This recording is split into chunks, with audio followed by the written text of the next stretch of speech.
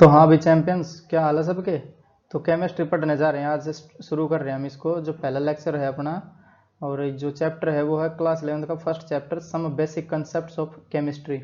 इसमें हम पढ़ने वाले हैं व्हाट इज केमिस्ट्री, केमिस्ट्री की परिभाषा देखेंगे इसमें कैसे क्या होती है, ठीक है। और फिर इसमें पढ़ेंगे लॉज ऑफ केमिकल कॉम्बिनेशन। अगर किसी एलिमेंट को रिएक्शन करनी है या फिर कंबाइन करके कोई कंपाउंड बनाना है तो वो कैसे कैसे बना सकता है। ऊल जलूल कुछ भी नहीं बना सकते, ठीक है। तो इसमें सब पढ़ना पड़ेगा क्या क्या इसके रेस्ट्रिक्शंस हैं और क्या नहीं है। तो बढ़ते हैं अपने लेक्चर में। तो जब भी हम कभी केमिस्ट्री पढ़ने बैठते हैं तो हमारे दिमाग में बस एक ही क्वेश्चन आता है कि व्हाट इज केमिस्ट्री, केमिस्ट्री है क्या चीज़। तो उसकी यहाँ पे हम डेफिनेशन लिखेंगे। तो the branch of science, the branch of science, of science which deals with which deals with deals with the molecule, with the molecule and their transformation, and their transformation, and their transformation,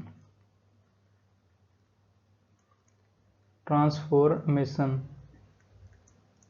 ठीक है। तो जितने भी अपने पास molecule हो गए और वो ट्रांसफॉर्म होकर क्या क्या बना रहे हैं, उन सब की स्टडी करना ही हमारी केमिस्ट्री होती है, ठीक है। अगर इसकी दूसरी डेफिनेशन लिखूं यहाँ पे तो और करके लिख देता हूँ यहाँ पे। तो दूसरी होगी the branch of science, the branch of science that studies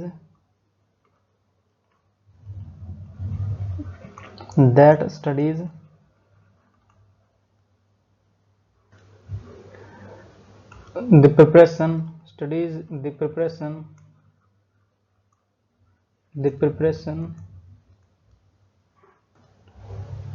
properties, structure and reactions of substances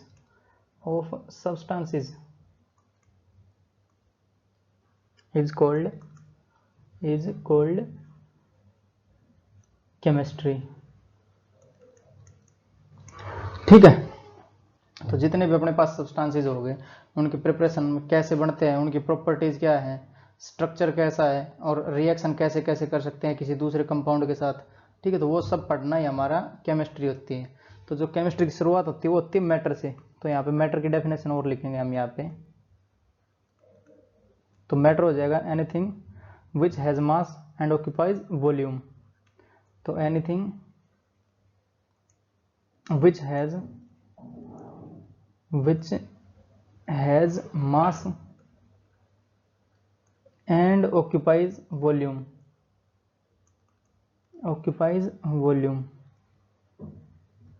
is called matter, ठीक है।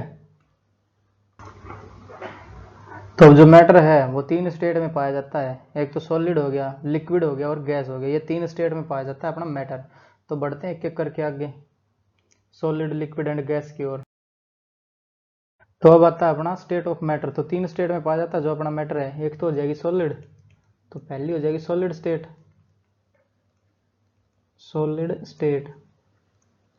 दूसरी हो जाएगी अपनी लिक्विड स्टेट। और जो तीसरी हो जाएगी अपनी वो हो जाएगी गैसियस स्टेट,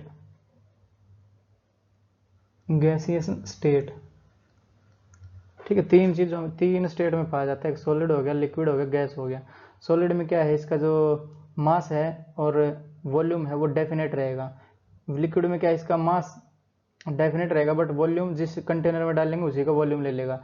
और गैस में क्या है, मास भी अलग और इसका जो वॉल्यूम है वो भी अलग।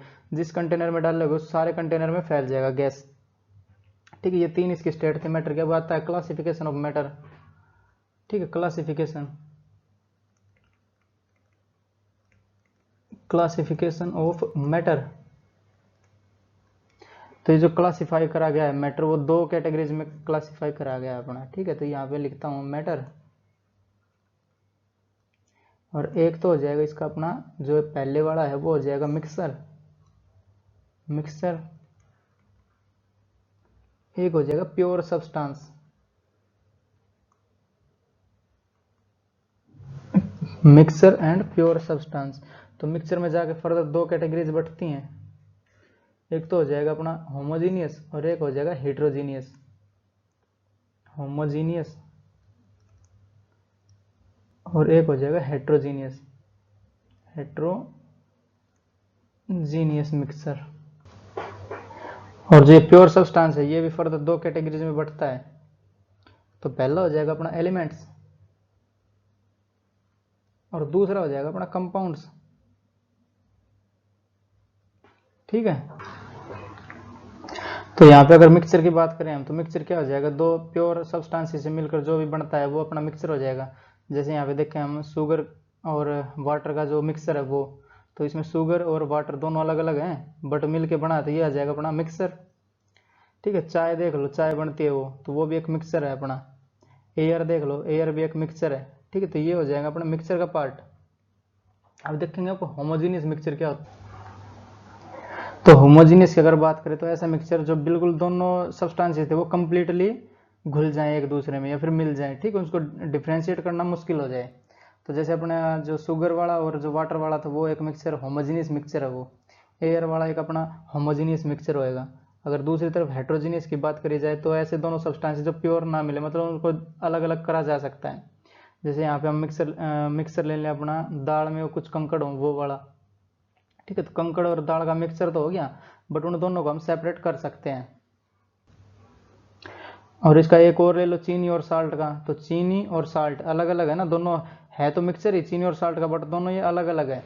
उसको अलग अलग कर सकते हैं हम चीनी और साल्ट को। जैसे चीनी के दाने हम उठा दें उसमें से तो जो अपना नमक है, साल्ट है, वो अलग हो जाएगा। तो ये हो जाएगा अपना हेट्रोजीनियस मिक्सचर। समझ रहे हो। अगर दूसरी तरफ बात करें हम एलिमेंट्स की, तो एलिमेंट्स क्या हो जाएंगे, ऐसे जैसे ये प्योर सब्सटेंस तो होंगे बट उसमें एक ही प्रकार के एटम मिलेंगे। और कंपाउंड क्या हो जाएंगे, जिसमें एक या एक से अधिक प्रकार के एटम्स मिल जाए। ठीक है, जैसे इसका अगर एग्जाम्पल लें इसका हम,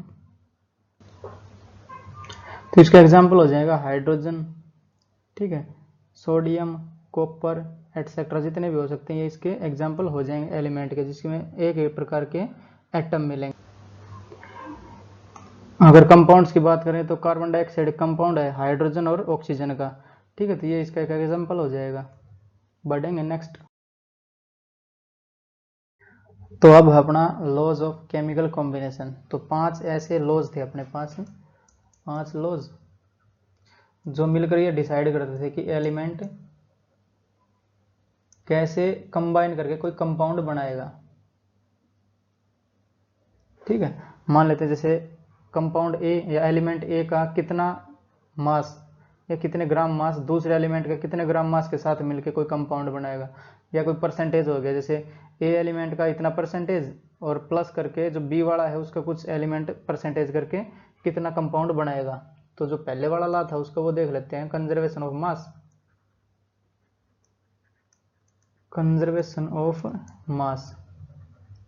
ठीक है, ये क्या कहता है, मास can neither be created nor be destroyed. तो इसका क्या मतलब हुआ, जो पहले मान लेते हैं जो रिएक्शन करेंगे अपना एलिमेंट ए और प्लस एलिमेंट बी मान लेते हैं हम, ये दोनों मिलके एक कंपाउंड बना रहे हैं। तो कंपाउंड को मैं मान लेता हूँ ए बी बनाया इनने। ठीक है, तो जो मास ऑफ एलिमेंट ए, ठीक है, और plus mass of element B, तो ये हो जाएगा अपना रिएक्टेंट, मास ऑफ रिएक्टेंट, इन दोनों को बोलेंगे हम रिएक्टेंट। तो मास ऑफ रिएक्टेंट बराबर होना चाहिए mass of product, mass of product. ठीक है, तो ये जब बन के आता है ये तो अपना प्रोडक्ट रहता है, प्रोडक्ट। और ये अपने रहते हैं ए और बी, ये रहते हैं अपने रिएक्टेंट्स। ठीक है, तो जो कंजर्वेशन ऑफ मास क्या कहता है, जितना पहले मास अपने पास था उतना ही बाद में होना चाहिए। बट आजकल ये बात ट्रू है नहीं। क्यों, क्योंकि जिसके पास जितनी ज़्यादा स्पीड रहेगी उसका मास थोड़ा बहुत ज़्यादा रहता है। जो अपने पास एक इक्वेशन रहती है E is equal to M C square. ठीक है, जितना ज़्यादा स्पीड उतना ही ज़्यादा मास ऐड होएगा, उसका दिखेगा, मतलब ज़्यादा मास दिखेगा कुछ परसेंटेज। या फिर अपने पास एक और इक्वेशन है, वो जो m रहेगा वो बराबर हो जाएगा m नोट और divide by under the root 1 minus V square by C square. यहाँ पे जो c है वो है स्पीड ऑफ लाइट। मान लेते जो इसकी वेलोसिटी है वो हमारे c/2 के कंपैरिजन में चलेगी, मतलब उसकी आधी होगी। तो ये क्या हो जाएगा 1/4, जैसे आधा है ये 1/2 है तो 1/4 हो जाएगा इसका, 1/2 का होल स्क्वायर तो 1/4 और 1 माइनस 1/4 यानी 3/4। ठीक है, तो 3/4 यानी 4 ऊपर चला जाएगा और √3 रहेगा अपना नीचे, √4 ऊपर, मतलब ये कुछ जो मास है ये 1 से ज़्यादा ही है ना, क्योंकि ऊपर 4 है और नीचे √3 है। ठीक है, तो ये जो मास दिखेगा अपना, ये वाला रेस्ट मास जो दिखेगा वो ओरिजिनल मास का कुछ बढ़ के दिखेगा। तो इसलिए कह रहा हूँ जो ये कंजर्वेशन ऑफ मास है ये पहले वाली बातें हैं। ठीक है, तो मास आजकल चेंज होता है अगर उसकी स्पीड कंपेरिजन पहुंच जाए स्पीड ऑफ लाइट के। जैसे अपना इलेक्ट्रॉन हो गया ना, इलेक्ट्रॉन की स्पीड वेरी हाई होती है तो उसका मास बढ़ा हुआ रहता है अपना, ठीक है, ओरिजिनल मास से। तो ये पहले के लॉज हैं तो ये वैलिड माने जाएंगे यहाँ पे। तो मास ऑफ रिएक्टेंट बराबर हो जाएगा मास ऑफ प्रोडक्ट, मतलब कितना मास इस ये एलिमेंट ए है इसका कितना मास मिलके इसके कितने मास के साथ मिलके कंपाउंड बनाएगा। तो मास ऑफ रिएक्टेंट बराबर होएगा मास ऑफ प्रोडक्ट। तो जितना मास रिएक्टेंट्स का है उतना ही अपना प्रोडक्ट का होना चाहिए। जैसे यहाँ पे एग्जाम्पल लें हम, तो एग्जाम्पल हो जाएगा C+O2 वाला। तो C+O2 ये मिलके बनाता है हमारा CO2। ठीक है, बैलेंस्ड इक्वेशन है ये, C1 है C1 है, O2 है O2 है। तो यहाँ पे बैलेंस इक्वेशन है ये, बैलेंस्ड इक्वेशन। ठीक है, जो ये बैलेंसिंग करना ये बहुत आगे आएगा अपने इस लेक्चर्स में ही आएंगे आगे। ठीक है, तो तब सिखा देंगे कैसे बैलेंस करी जाती है। तो कार्बन का जो एटॉमिक मास है वो होता है 12 और जो ऑक्सीजन का एटॉमिक मास हो जाएगा अपना ऑक्सीजन का वो हो जाएगा 16। ठीक है, तो कार्बन कितना हो जाएगा यहाँ पे, कार्बन हो जाएगा 12 और प्लस ऑक्सीजन कितना हो जाएगा 16 दूनी 32, तो ये हो जाएगा 32 और बराबर भी इतना ही होना चाहिए। तो कार्बन कितना 12 और ऑक्सीजन कितना 32, तो 12 और प्लस 32। ठीक है, दोनों सेम है तो इधर भी 44 ग्राम और उधर भी 44 ग्राम। ठीक है, तो 44 ग्राम्स और उधर भी मान लेते हैं हम 44 ग्राम्स ही बनेगा ये भी, 32 और 12 44। ठीक है, तो आजकल ये वाला लॉ जो है वो वैलिड नहीं है। ठीक है, क्योंकि ये वाली क्वेश्चन आ गई, ये मास का फॉर्मूला आगे कैसे चेंज होता है, स्पीड ज़्यादा होगी तो मास बढ़ा हुआ दिखेगा अपना। तो ऐसे अब बढ़ेंगे दूसरे लॉ की ओर। अपने पास जो पहले था कंजर्वेशन ऑफ मास, दूसरा जाएगा अपना लॉ ऑफ डेफिनेट प्रोपोर्शन। तो बढ़ते हैं स्लाइड। तो जो दूसरा लॉ है वो अपना लॉ ऑफ डेफिनेट प्रोपोर्शन। तो जो ये लॉ दिया था, ये लॉ दिया था एक फ्रेंच केमिस्ट थे अपने जोसेफ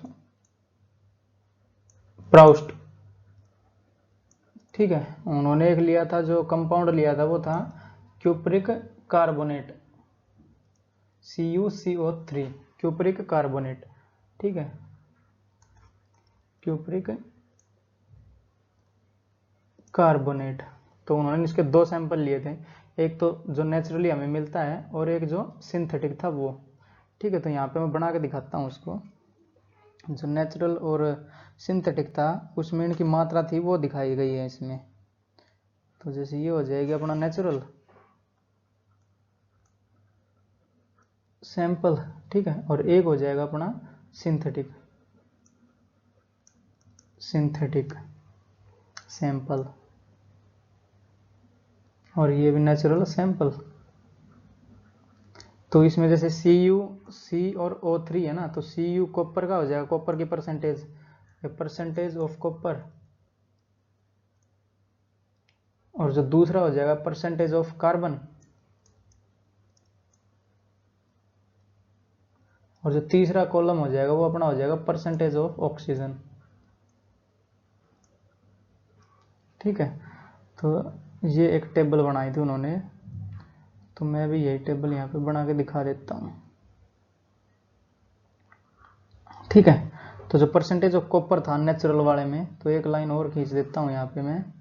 तो नेचुरल वाले में था 51.35, ठीक है। तो 51.35 तो नेचुरल जो मिला वो उसकी बात हो रही है, उसके बाद सिंथेटिक देखेंगे, ठीक है।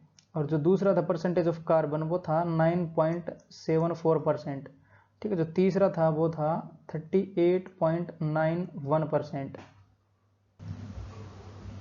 तो अगर इन सबको मिलाएंगे तो 100% बनता है ये, ठीक है। तो 51, 9 और 38 और पॉइंट ये समथिंग जो है, इन सबको मिलाएंगे तो 100% मिलता है, यानी क्यूप्रिक कार्बोनेट मिलेगा हमें अगर ये मिलाएंगे तो। और जो सिंथेटिक सैंपल था उसमें भी बिल्कुल एग्जैक्ट सेम मात्रा में ये हमें मिला था, ये 51.35%, 9.74% और 38.91% ऑफ ऑक्सीजन, ठीक है।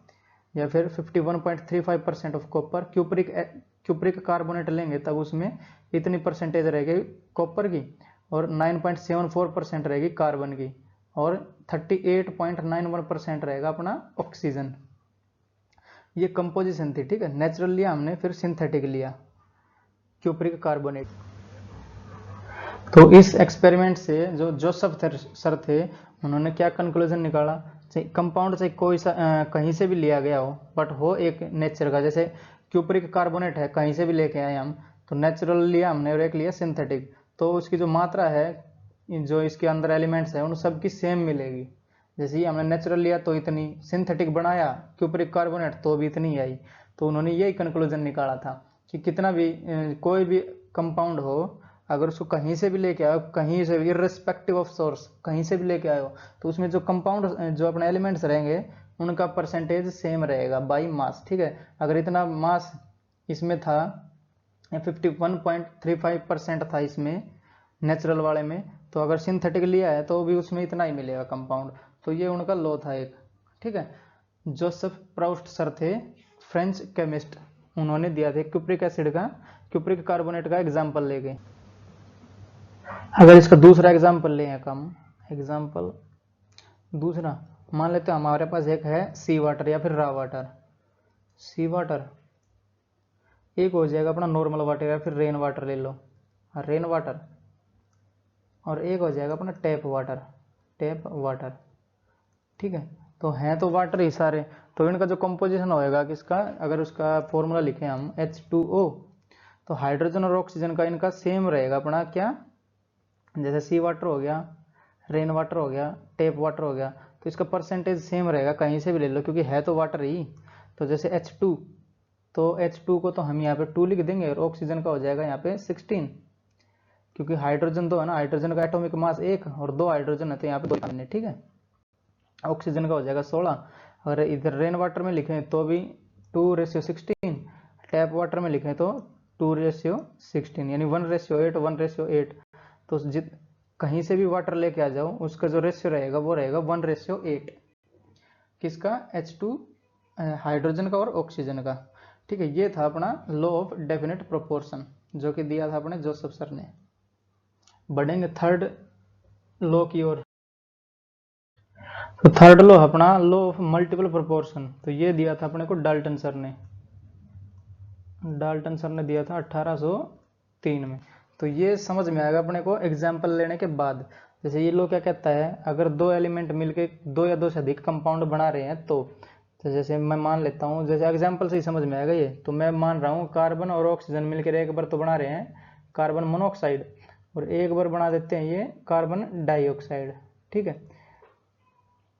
तो अब क्या कहता है ये जो अपना लॉ है, ये कहता है अगर दो एलिमेंट मिलके दो या दो से अधिक कंपाउंड फॉर्म कर रहे हैं, जैसे ये एक हो गया ये एक हो गया, तो दो या दो से अधिक कंपाउंड फॉर्म करे इनने दोनों ने मिलके, और यहाँ पे इनका एटॉमिक मास और देखते हैं, जैसे कार्बन का हो जाएगा 12 और ऑक्सीजन का हो जाएगा 16 और यहाँ पे कार्बन का 12 दूसरे वाले में और यहाँ पे हो जाएगा 32, ठीक है। तो यहाँ पे मेरे को 32 लेना पड़ेगा तो 2 से मल्टीप्लाई करना पड़ेगा इसको, तो ये कर देंगे हम 2। तो जो इक्वेशन है बैलेंस हो जाएंगी, दोनों बैलेंस्ड इक्वेशन हो जाएंगी, बैलेंस्ड इक्वेशन। तो अब समझ में आ जाएगा ये लो क्या कहता है, जैसे दो एलिमेंट मिलके दो या दो से अधिक कंपाउंड बना रहे हैं, ठीक है। तो ये वाला कंपाउंड हो गया कि एक ये हो गया कार्बन मोनोऑक्साइड और कार्बन डाइऑक्साइड। तो ये क्या कहता है, अगर ये फिक्स्ड मास के साथ जो डिफरेंट मास मिल रहा है तो ये वाला एक छोटा सा रेशियो फॉर्म करेगा अपना, जैसे 16 और 32 का रेशियो 1/2 हो गया ना, तो ऐसा ही रेशियो बियर करेगा ये, ठीक है। तो ये लो कहता है जैसे अगर इसको देखा जाए तो ऑक्सीजन और O2 वाला, तो ये हो जाएगा अपना 16:32 यानी 1:2। तो छोटे से में ये बियर करेगा, जो ये रेशियो रहता है ये इन दोनों का, अगर जो फिक्स्ड मास के साथ जुड़ रहे हैं डिफरेंट मास वाले एटम। ठीक है, तो ये जो 12 वाला हो गया अपना कार्बन, ये हो जाएगा अपना फिक्स्ड मास। तो ये कार्बन जो है ये है फिक्स्ड मास। अगर फिक्स्ड मास के साथ कोई डिफरेंट एलिमेंट जुड़ रहा है ये अलग अलग मास वाला, तो जो ये मास का रेशियो होगा ये छोटा रेशियो होगा। ये नहीं हो सकता कि 4:7 कर दिया, 7:11 कर दिया, ये नहीं हो पाएगा। 1:2, 2:3, 3:4 तक चला जाएगा ये। ठीक है, चल जाएगा 3:4 तक। इससे ज़्यादा हुआ तो ये वाला जो लो हो जाएगा ये गलत हो जाएगा फिर। ठीक है, वो इनवैलिड जो रिएक्शन होगी वो इनवैलिड रिएक्शन होगी फिर। ठीक है, ये सही है, अगर छोटा रेशियो बना रहा है वो सही है। जैसे कार्बन ऑक्साइड, कार्बन मोनोऑक्साइड और कार्बन डाइऑक्साइड। अगर एक और एग्जांपल लें यहाँ, एक तो ले लेते हैं H2O यानी वाटर का, और एक ले लेते हैं अपना हाइड्रोजन पर ऑक्साइड का। ठीक है, हाइड्रोजन पर ऑक्साइड, और ये हो जाएगा अपना वाटर। ठीक है, तो इसमें H2 और ये H2 ये तो हो जाएगा अपना फिक्स्ड। तो H2 और H2 है अपना फिक्स्ड मास, और फिक्स्ड मास के साथ जुड़े हैं ऑक्सीजन और O और O2। ठीक है, तो इनका जो रेशियो आएगा दोनों का वो एक होल रेशियो आएगा छोटा सा। तो जैसे यहाँ पे 16 और यहाँ पे 32, तो 16:32 यानी 1:2। तो एक होल है, होल नंबर में है ना, छोटा ही रेशियो है, तो ये चल जाएगा अपना, ये सही है, इक्वेशन हो जाएगी ये दोनों।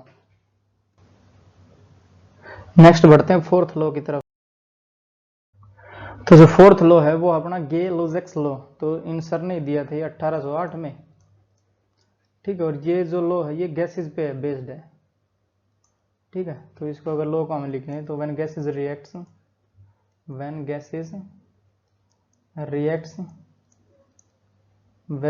gases react or are produced in a chemical equation, in a chemical equation or reaction, they do so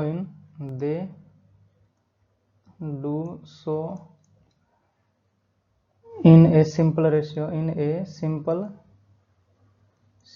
ratio by volume। ठीक है, तो ऐसे इसको बता देता हूँ। और जो सारी गैसेज हैं वो एसटीपी पे होनी चाहिए। ये नहीं है कि एक गैस को 100 टेम्परेचर पे ले लिया, एक को ले लिया एसटीपी पे, तो उस केस में ये वैलिड नहीं रहेगा अपना ये जो लॉ है। ठीक है, सारी एसटीपी पे होनी चाहिए, कंडीशन थी ये। यहाँ पे कंडीशन लिख देता हूँ, all gases are to be at STP. ठीक है, तब जाके ये लॉ वैलिड रहेगा अपना। तो इसका क्या मतलब हुआ, जैसे हम ले रहे हैं यहाँ पे 100 ml हाइड्रोजन ले रहे हैं हम 100 ml गैस है ये। ठीक है, और प्लस ऑक्सीजन ले रहे हैं गैस, ये ले लिया हमने 50 ml। ठीक, और तो हमें मिलेगा अपना वाटर वेपर मिलेगा, H2O वाटर वेपर। वेपर एक गैस ही है ना ये, तो ये लो है गैसेस के लिए, तो ये भी गैस, ये भी गैस, तो ये O को यहाँ पे गैस G लिख देता हूँ यहाँ पे मैं, और ये भी गैस ही है क्योंकि वो वेपर मिल रही है, वाटर वेपर हमें। तो जो ये वाला रेशियो मिलेगा इन दोनों का, ये एक छोटा रेशियो होना चाहिए, बी ए स्मॉल रेशियो, जैसे 100 और रेशियो 50, तो ये हो जाएगा अपना 2:1। तो ये लो अपना वैलिड हो जाएगा यहाँ पे। तो ऐसा कभी नहीं होगा कि जैसे 100 ml हाइड्रोजन ले लिया और 1 ml ऑक्सीजन ले ली, तो ये जो रिएक्शन है ये होगी ही नहीं। ठीक है, हमें वेपर मिलेगा नहीं, वाटर वेपर। ठीक है, तो ये छोटा रेशियो होना चाहिए इन दोनों का। बढ़ेंगे पांचवे लॉ की। तो पांचवा लॉ अपना एवोगैड्रोस लॉ। तो ये जो एवोगैड्रो ने सर ने दिया था अपने को 1811 में। ठीक है, तो ये क्या कहता है, equal volume of all gases, equal volume of all gases at STP contain equal number of molecules। ठीक है, अगर मान लेते हैं अपने पास कोई वॉल्यूम दिया है, ठीक है, ये कंटेनर मान लेता हूँ इसको मैं,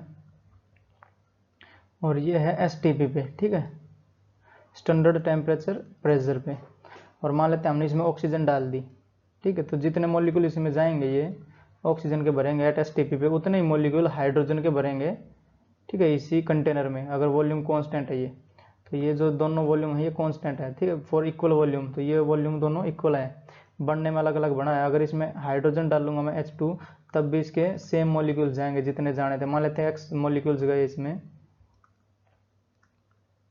X मॉलिक्यूल्स ऑक्सीजन गए, तो X मॉलिक्यूल्स ही हाइड्रोजन के जाएंगे इसमें, अगर STP है तो, और वॉल्यूम इनका सेम है। अगर वॉल्यूम डबल करेंगे तो इसका और डालने पड़ेंगे तभी तो जाके मिलेगा, आधे बन पाएंगे इसमें, ये समझ रहे हो। तो वॉल्यूम भी बराबर होना चाहिए, ये दोनों कंटेनर बराबर होने चाहिए, STP होना चाहिए, स्टैंडर्ड टेम्परेचर प्रेशर होना चाहिए। ये नहीं है कि इसको 100 डिग्री पे डाल दिया, इसको 0 डिग्री पे डाल दिया, ये नहीं चलेगा, ठीक है, ये कंडीशन होनी चाहिए इसकी, तब ये जो इक्वल नंबर ऑफ मॉलिक्यूल्स रहेंगे दोनों में, तो इसमें भी X ही हो जाएंगे बाद में, X मॉलिक्यूल्स, ठीक है। ये था अपना एवोगैड्रोस लॉ।